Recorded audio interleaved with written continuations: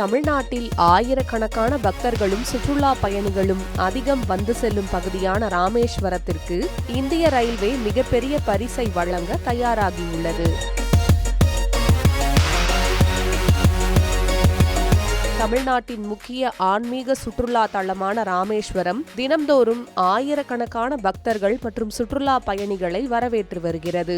குறிப்பாக விடுமுறை நாட்கள், பண்டிகை காலங்கள் மற்றும் சிறப்பு ஆன்மீக நிகழ்வுகளின் போது பயணிகளின் வருகை பல மடங்கு அதிகரிக்கிறது. இதனை கருத்தில் கொண்டு பயணிகளுக்கு நவீன வசதிகளை வழங்கும் வகையில் 90 கோடியே 20 லட்சம் ரூபாய் செலவில் ராமேஸ்வரம் ரயில் நிலையம் முழுமையாக மேம்படுத்தப்பட உள்ளது.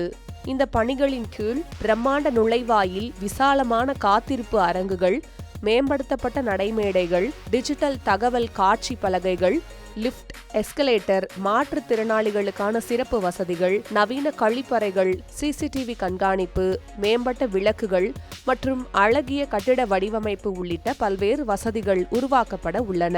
இதனால் ராமேஸ்வரம் ரயில் நிலையம் புதிய தோற்றத்தில் பயணிகளை வரவேற்க தயாராக உள்ளது. இதற்கிடையில் நீண்ட காலமாக எதிர்பார்க்கப்பட்ட சென்னை எழும்பூர் முதல் ராமேஸ்வரம் வரையிலான வந்தே பாரத் எக்ஸ்பிரஸ் ரயில் சேவையும் இறுதிக்கட்டத்தை எட்டியுள்ளது. அண்மையில் இந்த வழித்தடத்தில் நடைபெற்ற சோதனை ஓட்டம் வெற்றிகரமாக நிறைவடைந்துள்ள நிலையில் தொழில்நுட்ப ரீதியான அனைத்து ஏற்பாடுகளும் முடிவடைந்துள்ளதாக தெற்கு ரயில்வே அதிகாரிகள் தெரிவித்துள்ளனர். இந்த சேவை தொடங்கப்பட்டால் சென்னை ராமேஸ்வரம் இடையேயான பயணம் மேலும் விரைவாகவும் வசதியாகவும் மாறும். அதே சமயம் ஆன்மீகம், சுற்றுலா, உள்ளூர் வர்த்தகம் மற்றும் பொருளாதார வளர்ச்சிக்கும் இது புதிய ஊக்கத்தை அளிக்கும் என்று எதிர்பார்க்கப்படுகிறது.